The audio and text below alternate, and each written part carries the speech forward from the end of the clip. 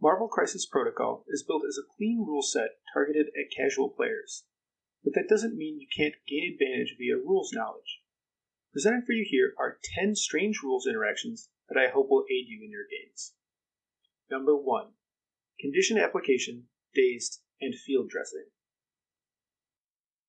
Every attack in the game that applies conditions does so after the attack is resolved.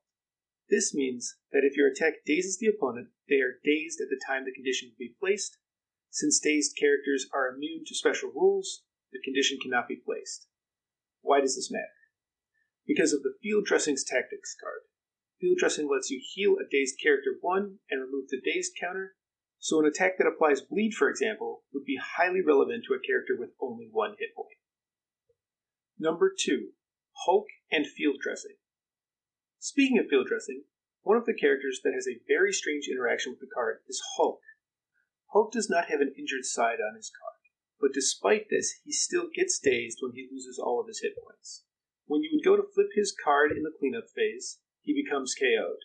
This is relevant for field dressing since Hulk can still benefit from that card before he is removed from the table. And since he gains extra dice for missing hit points, he can be very dangerous after a field dressing. Number 3. Moving opponents' models into traps.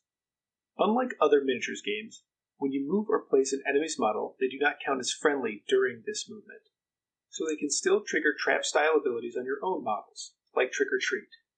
In this example, MODOK moves Loki with Bow to the Will of MODOK. Loki ends the move within range 2 of a car and within 4 of Green Goblin.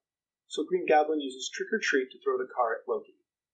This also works to an even greater extent with Rocket Raccoon's booby traps, since it triggers on any movement, not just advances in places. Number 4. Crossbones and Kingpin's damage reduction on Struggle for the Cube continues. There are a bunch of different invulnerability style effects in Marvel Crisis Protocol, but all of them, with the exception of these 2, only work versus enemy effects. This is most relevant in the Struggle for the Cube Continues crisis, where the Cosmic Cube deals 1 damage to each character holding one. It is also worth noting here that each cube has its own instance of damage, so if Kingpin has all 5 cubes, like a greedy geometry teacher, he can spend 1 power for each one of them to stop from being killed. Number 5. The symbiotic lifestyle of Ultron and Ghost Rider. Here we see the majestic Ultron in his natural habitat, holding an extract, standing on a secure, and with his mountain of power he wants for nothing. But oh no, his pal Ghost Rider is in trouble. Ghost Rider is knocked out by the nefarious Spider-Man, and so we get to play witness to the symbiotic lifestyle of Ultron and Ghost Rider. Watch as Ghost Rider plays Deal with the Devil, choosing to knock out Ultron, preventing his own knockout. Ultron unveils the Age of Ultron, and also dodges the Reaper's Sight this day. Number 6. Loki's I Am a God timing. I Am a God has really strange timing for being an ability that alters combat dice. Most of them trigger when the character is targeted, like Captain America's Vibranium Shield. But I Am a God triggers before rolling dice. This means, on attack, you get to do it after your opponent's reactive superpowers. And more impactfully, you get to do it on defense after you see your opponent's dice roll, since technically the attacker rolls dice first. Number 7. Advancing opponent's models, Wall Crawler, and Flight.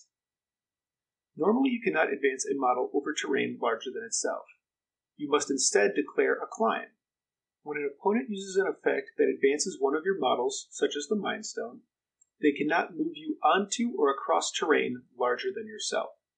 However, if the model has Wall Crawler or Flight, it ignores these restrictions while advancing. So the opponent's MODOK tells Spider-Man to climb the building, and he does it without protest. Number 8. Lifesaver and out-of-activation attacks. Lifesaver can be a bit of a gotcha for most players, but that blow is softened a bit by getting the action back. But you only get the action back if the character making the attack is the one activating. So if you are being attacked as a result of drop-off, and you pull the character to safety with Lifesaver, the opponent does not get their action back. Editor's note, since recording this video, drop-off has been banned. but this concept still applies and can be applied to cards like Blood to Spare. Number 9. Lifesaver, Stealth, and Line of Sight. Speaking of Lifesaver, and how strange of an ability it does not care about targeting restrictions like stealth, it only cares about range and line of sight. So if you shoot Miles with your range 5 gun and I pull him out of 3, you are still in range and the attack continues.